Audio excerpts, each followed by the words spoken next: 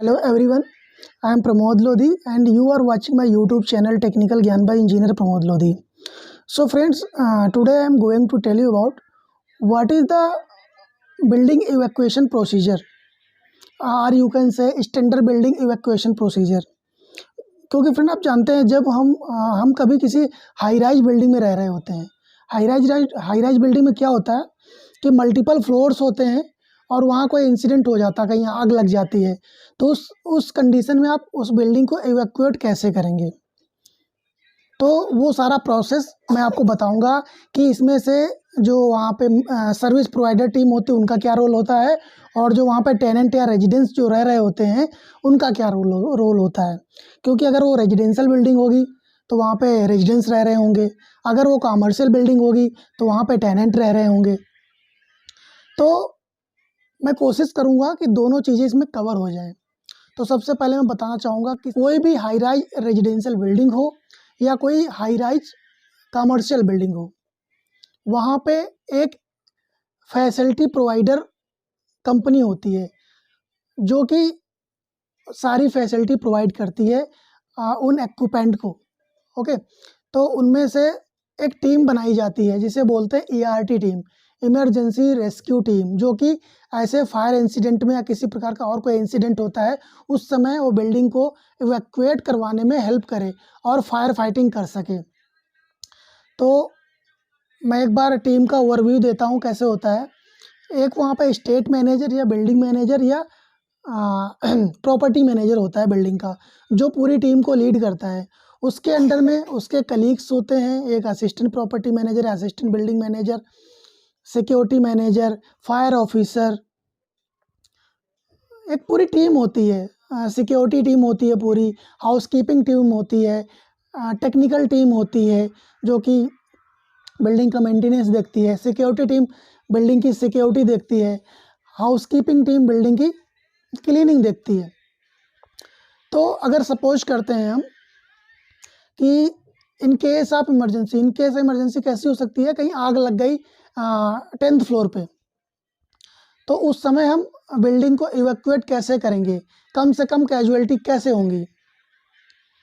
तो उस कंडीशन में जो बिल्डिंग मैनेजर होता है वो टास्क असाइन करता है फायर ऑफिसर को या फायर मैनेजर को कि आप एक इमरजेंसी टीम बना के रखें और उनको रूटीन वाइज ट्रेनिंग देते रहें, जिससे वो सभी जो हमारा फायर इंसिडेंट होने वाला है उससे कैसे टैकल करना है वो सब उससे फेमिलियर रहें। इसलिए हम एक रूटीन मंथली ट्रेनिंग देते रहते हैं फायर एंड सेफ्टी पे।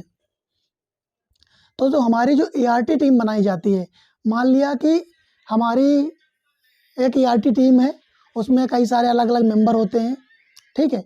अब आग लग जाती है तो उस केस में हम कैसे बिल्डिंग को इवैक्यूएट करेंगे, तो इसमें किसका किसका रोल होता है, और अगर आग लगी है तो बिल्डिंग को इवैक्यूएट कराना है नहीं कराना है, कि वो छोटी मोटी आग है या बड़ी आग है, वो डिपेंड करता है बिल्डिंग मैनेजर पे। बिल्डिंग मैनेजर या स्टेट मैनेजर आप कुछ भी कह सकते हैं। तो इस कंडीशन में दो लोग होते हैं जो रोल प्ले करते हैं। तो अगर मैं एक डेफिनेशन वाइज में बताना चाहूँ आपको कि ये प्रोसीजर कैसे होता, तो फर्स्टली जो स्टेट मैनेजर या building manager and fire officer, जैसे कि मैंने बताया कि दोनों का रोल होता है। तो फर्स्ट ऑफ ऑल जो state manager and fire officer will decide if evacuation is required और नॉट।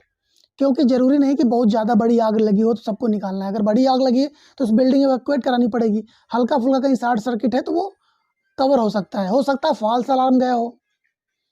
तो मान लिया इवैक्यूएशन कुड बी पार्शियल और फुल, तो इसका मतलब ये है कि अगर छोटा मोटा शॉर्ट सर्किट हुआ है किसी पर्टिकुलर एरिया में हुआ तो उसको इवैक्यूएट करवा दिया और उसको फायर फाइटिंग करके उसको हमने जो हमारा रिस्क था वो मिनिमाइज कर दिया। अगर मान लिया फुल फेज में कहीं अगर इंसिडेंट होता है तो उस कंडीशन में फुल इवैक्यूएशन कराना पड़ेगा, ठीक है। तो उस कंडीशन में क्या होगा, द स्टेट मैनेजर और security manager will make an emergency evacuation announcement on the public address system. Public address system क्या है, एक माइक टाइप का होता है जिससे हम पूरी बिल्डिंग में हम पहले से ही सब होता है उससे हम अनाउंस करते हैं कि अभी ये अनाउंसमेंट इमरजेंसी हो गई है, कहीं फायर लग गई है, जो भी आग लग गई है, क्या हो रहा है। तो वन बाय वन मैं एक एक करके बताऊंगा कि जो अनाउंसमेंट होती है वो किस फेज में होती है और कैसे करना चाहिए। अनाउंसमेंट फॉर इमरजेंसी इवैक्यूएशन, क्योंकि बिल्डिंग में इवैक्यूएट करानी पड़ेगी। तो फर्स्ट क्या बोलेंगे हम, your attention please dear residents और dear tenant, your attention please, it is an emergency call, please evacuate the building immediately. Evacuate the building immediately का मतलब है कि आप जितना जल्दी हो सके बिल्डिंग को खाली करें। Do not use the lift, use staircase only, क्योंकि लिफ्ट क्या है, अगर कहीं फायर लगी है तो हो सकता है सप्लाई इंटरप्ट हो और लिफ्ट आपके फंस जाए तो उस कंडीशन में और डिफ़िकल्ट हो जाएगा। इसलिए कोई सॉलिड वे जो हमें फायर एग्जिट में स्टेयरकेस ही यूज करना चाहिए उस समय पे, क्योंकि एक अच्छा वे होता है कि फायर एग्जिट डोर से स्टेयरकेस यूज करते हुए निकल जाएं। डू नॉट पैनिक, घबराएं नहीं, ना ही घबराएं ना ही परेशान हो, आराम से इवैक्यूएट करें।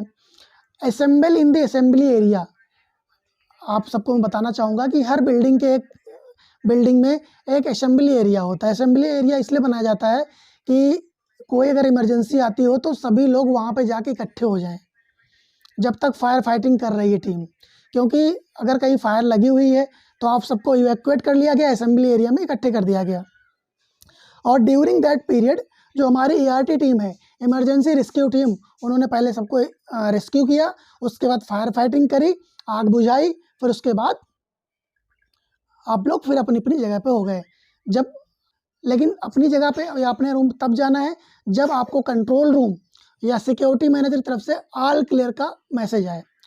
तो अब ये तो हो गया हमारा जो सर्विस प्रोवाइडर होते हैं या ERT टीम होगी उसके ये रोल्स हो गए।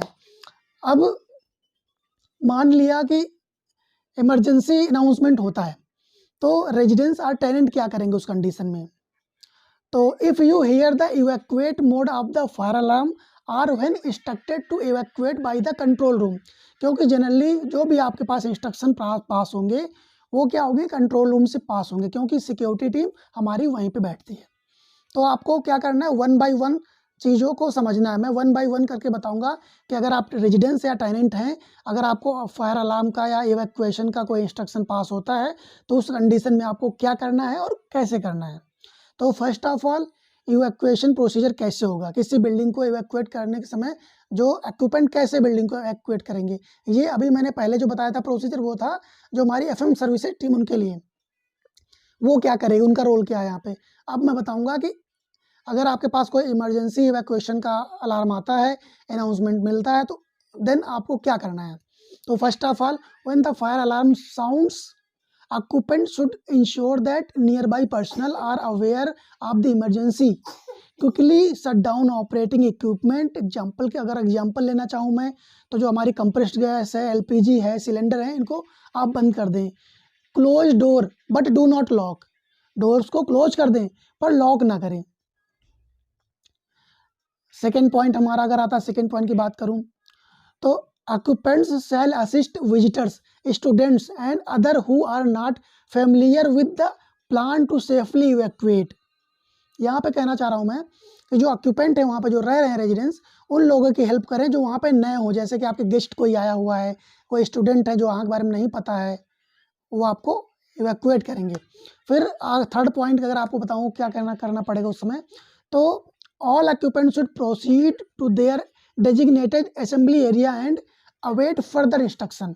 सभी को क्या करना है कि सभी लोगों को बिल्डिंग इवैक्यूएट खाली करके असेंबली एरिया में इकट्ठे हो जाना है और तब तक वहाँ खड़े रहना है जब तक आपको कंट्रोल रूम से कोई इंस्ट्रक्शन नहीं मिलता है कि अब आप वापस जा सकते हैं। नंबर 4 पे मैं आपको बताना चाहूँगा, in order to prevent injury and possible panic during evacuation.